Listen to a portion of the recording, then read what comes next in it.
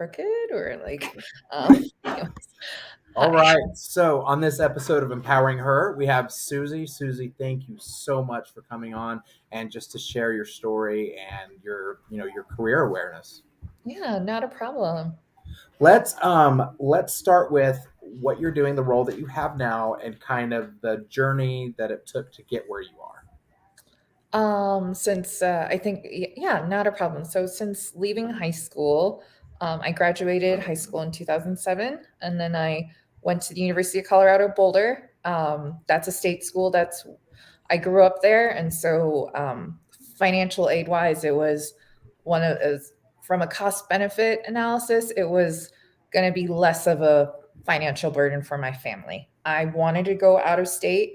I was really kind of dying to leave Colorado, even though I love Colorado, and thought, oh, I have to be out of state. I need to be on the East Coast. And I got, I got into some schools, but then it was more um, financially smart to remain in the state. And initially, as an 18-year-old, I hated that. I was resentful of that for maybe a semester.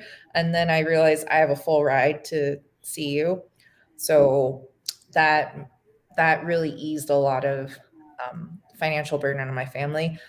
And on top of that, we're first generation, or I'm first generation. So I'm the first person in my family to attend college. Okay. And my parents, my mom had to drop out of high school. And then my dad, he graduated from high school. But this was, mind you, this was in the 70s in China. So he didn't really have like a very well-rounded education. But since then, I went on to pursue a double major in linguistics and Chinese. And then when I graduated in 2011, I wasn't really sure which avenues I was going to take. And I tried out for the State Department to be a Foreign Service officer. Those interviews are very intense, and I almost passed and I didn't. And then I ended up teaching for about 3 years. I taught Mandarin Chinese. And then I realized I wanted to continue to have career growth, and teaching high school, sadly, even though I enjoy teaching very much, it's a passion of mine, it didn't work out. And so I decided to pursue grad school and ended up studying translation, which is very related to my bachelor's degree, and localization, which is the field I'm in now. I am currently a localization program manager, which I'm sure many of you are going to say, what on earth is that? And I can explain that in a second. And I currently work for Squarespace, which is the contactless payment product that you might see at a coffee shop or maybe at a local store. And so I've been doing that for the last 3 months. And I've been working at different companies over the last 5 years that are all localization tied. Some companies include some big ones. They might operate your phone. Maybe it could be a nice, um, for example, like maybe a Google Pixel, a phone like that. And also big vendors, translation vendors that help power translations for things that you might not realize. Okay. Well, I think that's amazing. Just Thank you. because as we were chatting, it's funny that you taught Mandarin and I struggled with Mandarin, so Mhm. I totally get that. Yeah. And then you were in the teaching field for a little bit, and then you kind of wanted to expand, and that's kind of the unfortunate part of teaching is you either teach or you be a principal, and that's kind of it. Yeah. Um, so break down kind of your day-to-day activities. I know every day might look a little bit different, but to like say like a 13-year-old, break down what your day-to-day kind of looks like. Sure. So my day consists of managing tasks and managing a lot of, say, to do lists. And that might sound, um, on the onset, that sounds really boring. But for me, it's about, I guess, if I'm going to break it down for a 13-year-old, I would be tracking or solving possible mysteries. A lot of my work entails solving bugs, or solving or mysteries, or trying to fix problems that our clients or the linguists might have. So, a linguist is somebody who specializes in translating a piece of work. And so they might have questions and they'll email me or they'll message me and say, I can't access this file. I'm not sure why I can't load this page. I'm not sure why for some reason, none of my work is saving. And so that's where my team and myself will come in and try and triage it on the back end and see, okay, what's going on. And, we have to really incorporate a line of thinking. It's like, why is this happening? When did it happen? Trying to solve mysteries like how it impacts them. Is it going to impact, more than just one person? And then figure out where the bug is. And then if I can't figure it out, then I always communicate and rely on my team to make sure that we can work together and figure out why this is happening or where are these bugs coming from. In addition to that, a lot of my day consists of tracking projects. And so I have different spreadsheets and different software tools that I use to track to make sure things are going to be sent out on time. I enjoy using an example of like you're at a restaurant, and so you can be a project manager, which is like your waiter, or you could be a program manager, which is what I do, and I'm kind of overseeing the entire restaurant and making sure everyone is taken care of, and if people need help, if people are feeling tired, if people are need help on this order, then I'll come in and help, like, bring in reinforcements, so to speak. And if something goes wrong, let's say like if a table didn't get the right order or if they're not happy, then I'll come in and assist and actively listen to their problems, acknowledge that this is causing them pain. So like in a restaurant example, I hear that you weren't happy with your order. Can you just walk me through what happened? And I'll listen and apologize, acknowledge, and then try and find solutions for them. Like, I'm really sorry that happened. That sounds like quite an ordeal. Here's what I can do for you, X, Y, and Z. How does that sound? And I would say most people are generally very open to that. Because if you provide solutions, people are receptive. But if you come at them with, let's say, a reactive or a combative response, then people are going to feel, more touchy. And so it's a fine line of trying to figure out what people need and finding ways or maybe workarounds that, sometimes you might not get the outcome that you expected or wanted, but, we always try to be very solutions oriented in this line of work to make sure that in the end, we're making progress, we're moving forward, and we're not blaming anybody, but figuring out ways to work together. Okay. Yeah. So to me, it sounds like for somebody that really, really enjoys multitasking, kind of has an understanding of the big picture of things, and really enjoys kind of what I would call like PR, or just making sure that people are happy. Yeah. That sounds like kind of a perfect role for them. So if one of my students is watching this and they're like, you know what, that sounds like something I would like to do. What might that career path look like as far as kind of getting started and kind of working their way up? Yeah, that's a great question. I think I grew up with a mindset of that career paths are linear. And growing up, I had family members who would tell me, don't veer off the path. We also, 弯路 is what my parents would say. And, that put a lot of pressure on me. It's like, oh, one misstep and, it's like a house of cards that's going to fail. And so, but that's not that hasn't been my experience. And so I want to gently remind and let your students know that career paths are not linear, but they're kind of like a crazy straw. They'll take one avenue and it will take you into this area or an experience that will, enlighten you and, feed your curiosity or engage you, or do the opposite of like really turn you off on the Yeah. prospect. And so, for someone who wants to get into localization, I think one, you have a passion for language. Two, you like to work in teams. Three, solving mysteries with other people or solving bugs.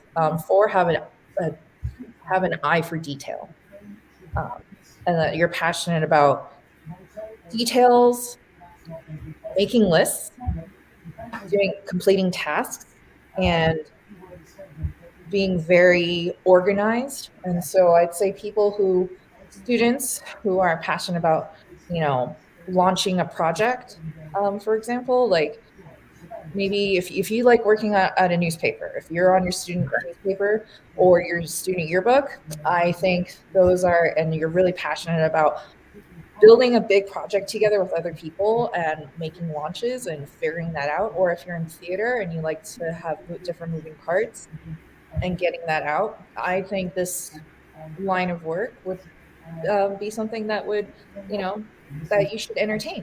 Um, and I will I will let you all know that in high school I did yearbook and newspaper. So Okay. those are tasks I really enjoyed. I geeked out on managing processes and issue and lining out steps for different like I remember it was like we were trying to use InDesign and I wrote documentation as a 16-year-old to show other my classmates and other students how to use the software, as well as creating manuals for yearbook and newspaper for how to how to process photos, how to cite an article, how to flag a problem, stuff like that. So if that's something that you really enjoy, that you I guess nerd out on, then localization might be a good fit for you. That is such a wonderful explanation because, like, that's explaining it that way really gives kind of a tangible way to understand the process and go, oh, I get it. Because Yeah. we, as I've interviewed with certain occupations, they can be a little bit harder to break down Yeah. into that day to day to kind of give an understanding. And so I thought that was beautifully put. Oh, thank Um, for the localization, and I know it's within language and stuff.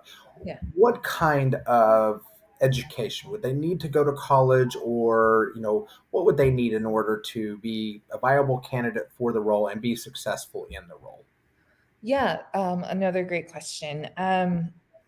College is important, um, but it doesn't have to be, say, your traditional 4 year, or it doesn't have to be Ivy League. I have a lot of colleagues who are international and they started out maybe studying econ, philosophy. The nice thing that I like about localization is that um, you have people who have such a wide range of experiences and people from all kinds of cultural backgrounds. And you all come together because you're passionate about one thing, which is communication, which is about language. Right. Localization, I haven't broke it down for you all, but basically what it means is taking ideas and making sure that it is appropriate and it fits, say, a target market. Okay. I think the best example for you all is, if you have Netflix, a streaming device, even a phone, change it to your parents' mother tongue. So, for example, like Disney Plus, they do Spanish. Hmm. And then why do they do that? It's like, sure, people can read English, but then people have realized that um, those who are, native speakers of, say, Spanish, Chinese, or Polish, they're going to feel more engaged and feel more included and involved um, if something is in their mother tongue. So Okay. I noticed that when I grew up. For example, I love going to the library. I love checking out books. Um, and I get so excited about like Harry Potter. And then I noticed my dad only took us to the library once, and one and done. And often, majority of the time, my mom would take me to the library. But then I noticed we went to the university library in Boulder, University of Colorado Library, and there is a whole section. It's all Asian books, Okay. Chinese, Japanese, Korean. And I just saw my dad, light up. And he's like looking, and he's like really excited about like, oh, I'm gonna check this book out. Run me that. And the next thing I know is he has a pile of books. I'm like, you're gonna get through all that, man? And it dawned on me then, I was in high school, how important language was. I didn't Mm. really speak fluent Mandarin at the time, um, meaning that I couldn't read and write very well. And then it dawned on me, oh, this is important. Like, this is how people feel engaged. Hmm.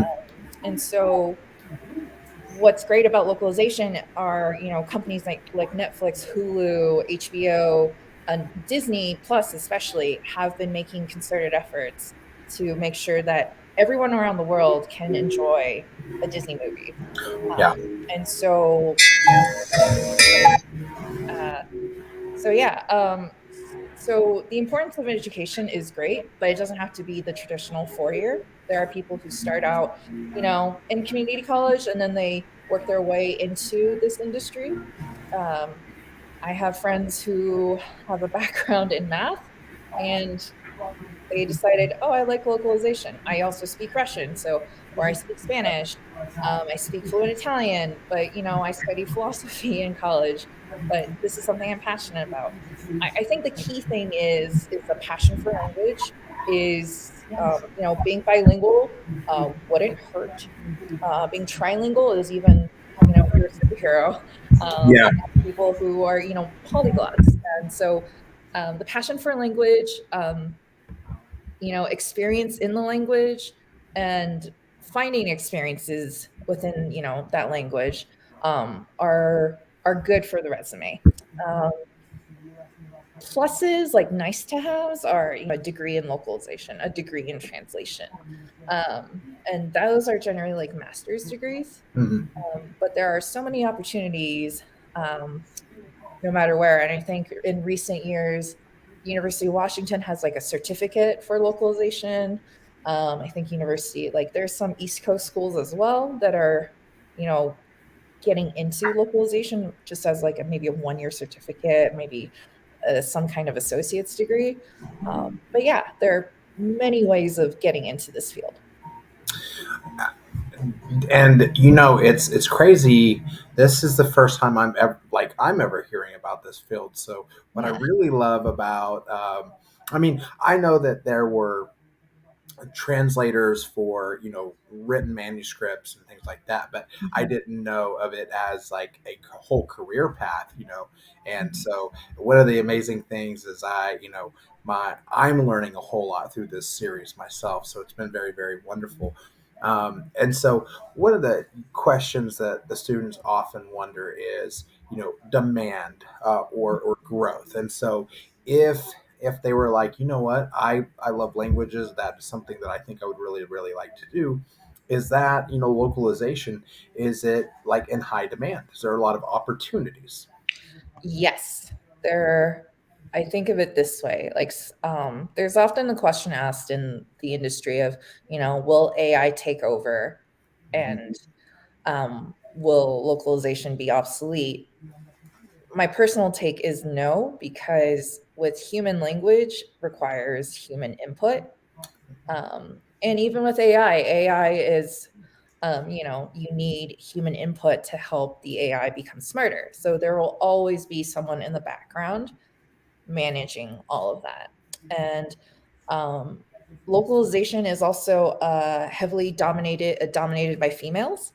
Um, Okay. so yeah, so there are a lot of women in the profession, which made me feel really, empowered and Yeah. accepted and included. I think, especially before COVID, I really enjoyed going to conferences. And I was still in grad school. I was trying to figure my way out, my way around the industry. I was trying to get ready for interviews, and I was so nervous. But everyone I met was have been especially compassionate and kind and supportive, especially if I failed. Like a lot of times my interviews didn't go well or I Mhm. didn't get the job. I would be so close and I didn't get it. And people were always reassuring. They're like, learn from, the interview, like what could be, not what went wrong, but what could you do next time? Yeah. Because there's the next time. Don't look at it as like a moral failing because it's not. Like you got the opportunity to interview and that's an experience. And so just keep practicing. And I had to remind myself that. And everyone is I enjoyed the amount of support and camaraderie I got from especially the females that I encountered at these conferences as a really great mentoring space and supportive space. So I'm glad I'm glad I'm in this field because I continue to learn so much and there's always room for growth. So I started as an entry level localization manager, managing a lot of projects. Pretty stressful, I'll be honest, but it taught me a lot. It taught me a lot of, it instilled a sense of just always thinking about could this process be better? Could my life be less miserable? Could my life be less stressful? What are some ways I could, hack or make things better for myself as well as my team? And yeah, just always learning, always remaining curious, and always working with others and always asking questions. I remember when I first started a role, I got laid off during COVID. That was really devastating. My team wasn't anticipating it. And, for 6 months, I worked at a Trader Joe's. It was Okay. fine with me. I had stable income. It was a saving grace for me, I will say. Like that job saved me for about 6 months. And then I got an opportunity of a lifetime to work for a big tech company that may or may not make your phone. And I remember the first week, I'm like, oh my God, am I in over my head? Like, I can't do this. Like, I've been kind of 6 months out of it. But my friends reminded me, like, no, you got this. Just, do what you do best. And then I remember in my onboarding or training with my boss over Skype or Zoom, um, I asked him one key thing. I'm like, what do I need to do to ramp up to bring myself up to speed? He's like, yeah, it's going to be intense. I won't lie. It's going to be like drinking from a fire hose. I said, oh gosh, like, then how do I manage that intake then?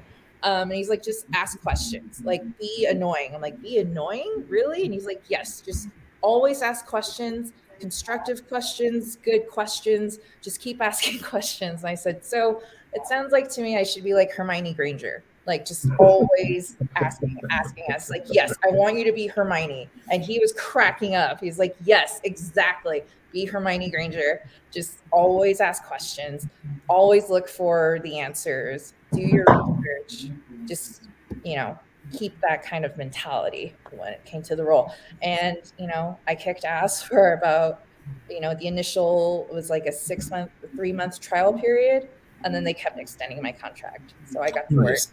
I got to work for a year for that company, and then I got other opportunities afterwards. So yeah, and here I am now. Yeah, and I think that's getting your foot in the door could be the hardest part, and we've seen there are a lot of people that are either career changers or even like there's a huge number of teachers on LinkedIn, and there was kind of this debate whether because they're professionals if they should take entry level roles, and my response is take any opportunity that's given to you because as you work hard and show that you can bring value, those promotions will come, and pretty soon you won't be entry level, you'll be mid level, and I think it's probably harder to get your foot in the door. And then once you're in there, it's easier to move around. Hmm. Yeah, I agree with that. And also, I would say don't be afraid to highlight that experience because um, I think the reason why I got a lot of opportunities that I had was highlighting that I have teaching experience. Right. And a lot of people that like interviews that worked well in my favor and ones that I didn't, I remember like majority of the people who interviewed me were, ecstatic that they're like, "Oh, you taught? This is going to be great." Like we always like teachers. And I said, why is that?" They're like, "They're great collaborators. Um, they're very good. They're effective at communicating and they can strategize ways of like getting someone up to speed." Like, and I noticed that too. When I was working at a startup, a lot of things just kind of in, chaos, and you had to figure out ways of assembling processes and, managing your teams, and teaching was helpful for me in that way to help mitigate the chaos and also help better streamline some ideas, especially if working one like interpersonal relationships, just, you know being remaining compassionate, being an active listener. I think that really helped, and also helped with the work culture, especially at a startup. I think prior to that, I remember when I remember colleagues telling me like, "Oh, it's just always nice to have new people around," and then um, when I came in, and then other people came in, like we brought a new sense of like a new atmosphere, a new vibe to the Yeah. office, which really helped because in the past it was just, you're at you're at your open desk, you're not talking to anybody, you're not having any kind of chit chat. But then slowly, like people started to notice, like, oh, Susan's very comfortable, like just you know being herself and reaching out to people, or like even a little thing like I baked a cake one time and I brought it into the office, and that helped. Like it was a moment to like build. And Yeah. so, and they're like, I didn't realize you enjoyed baking. And then other people started to like, unfurl their shells. And so Yeah. it doesn't always have to be, one particular way. Like just because I'm a program manager, it doesn't mean I don't have a life outside of that. And my hobbies and extracurriculars have really helped me, um, you know, find my place in the office, or like be more comfortable with interacting with other people and finding ways of engaging others, who might be a bit shy. Like, not to stereotype, it's like a lot of my engineering friends are a bit introverted, which is fine. Then they mentioned like, oh, like you bring a piece of, you bring a delicious bake really helped me like motivate me, get out, get out of my chair, like talk to someone for maybe just like 5 minutes, and that was nice. And so there are many ways of like engaging people, and just you know do what feels natural for you is what I'm saying. Okay. Yeah. So, one thing I noticed that you talked a lot about was the support that you received when you were, times when maybe you didn't think you were doing well, that you weren't going to Mhm. succeed, and you had people that were like, "No, no, you got this." So, Mhm. let's talk for a second about how the do you feel mentors are important, and when you're seeking out mentors, what qualities do you look for in somebody? Yeah, that's a really good point because, the goal, the intention of a mentor is to, in my opinion, to, empower somebody else, to make them feel that they're confident and boost them in areas that they might not feel so great in. Um, I think the important thing to look for in a mentor is someone who respects you. Um, Respect is so important because I've had from experience, growing up, I've had family friends who are, highly specialized in their field. Let's say, in physics, or say mathematics. Brilliant minds, PhDs, all of that. I was struggling. My my brother was struggling, and my parents were like, "Oh, let's," you know, they offered, they said they can tutor, um, and then I remember not feeling respected, um, by them, and that's really important. And I remember my brother also didn't feel respected. And I remember coming home one time and I asked like, "Hey, how's tutoring going?" He's like, "I can't stand it." I'm like, "Well, then what's the point?" Um, and then and then I also followed up with like, "What? what's going on? Like tutoring should make you feel even more jazzed or um, more confident in math or whatever the subject it was. Mainly it was math. And he told me that his mentor, albeit a family friend, was not very respectful of his life choices. And what I mean by not respectful was like I listened to my brother and I heard a lot of things about, oh, there's a lot of judgment coming in, there's a lot of bias. And I'm like, she's not respecting you. No, like, and I went to my parents, I said, okay, we tried one thing, it's not working. He's not feeling lifted up, he's not feeling empowered. And my parents agreed. They're like, we thought this was going to be a good change. And we're like, well, we tried. Let's acknowledge that. It's okay. I'm not blaming you. Let's just find somebody else. If it's not a good fit, it's not a good fit. So that's a good take. It's a good takeaway from what I've learned is find somebody that is a good fit for you, who is interested in you, who respects your hobbies, your interests, and won't, pass judgment. And I think that's really important. Someone who can relate to you, someone who Okay. understands and has empathy. I think those are really important. And I think even from bad experiences, you can learn like what is it that you're looking for, be it a job, be it a mentor, be it school, be it your passions. Don't hesitate to be a bit vulnerable and try Okay. something out. Like if it didn't work out, if it doesn't feel like it's working out, you can leave. You can opt out of it. Okay. Yeah, it's important to advocate for yourself. It's important to advocate for your needs and your boundaries. And I think that's something I struggled with for a long time. And I feel like I now have a better understanding of my own self and boundaries and understanding like what my values are. And those are things that are really important in finding a good mentor, is what it is. Okay. Yeah. Beautiful. Okay, so here is the last hot seat question for you. Okay. Okay.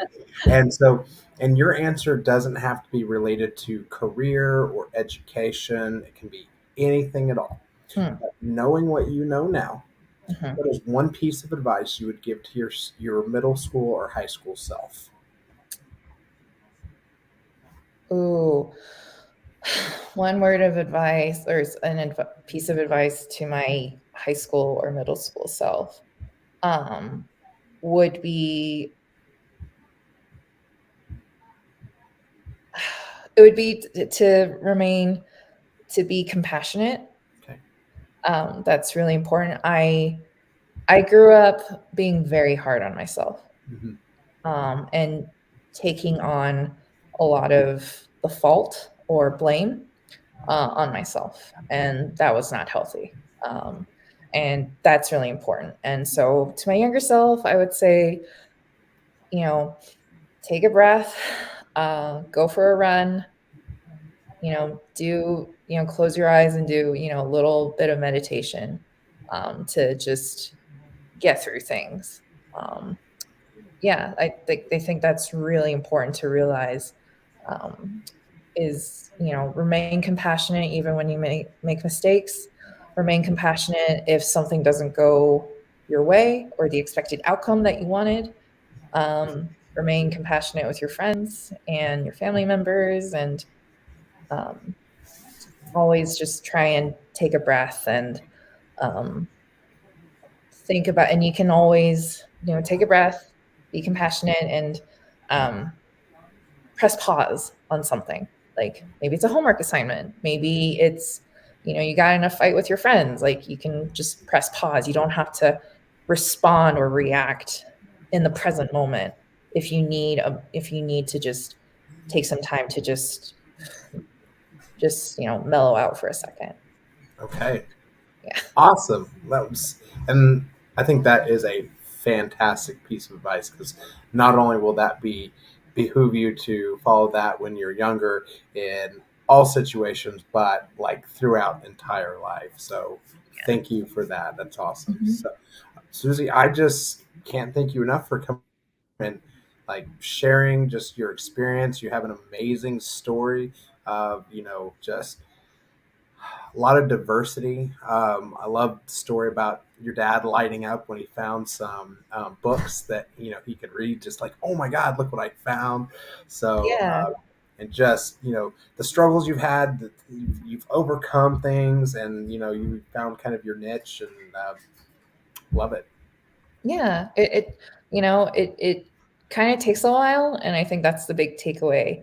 I remember when thank you for the opportunity to share. I saw the post and I felt really compelled to respond and try and help out. And yeah, I just kind reminder to all students that you don't have to like lock down what you want to do, like you know right now. Like, Yeah. I didn't decide to do localization until when I was maybe 26.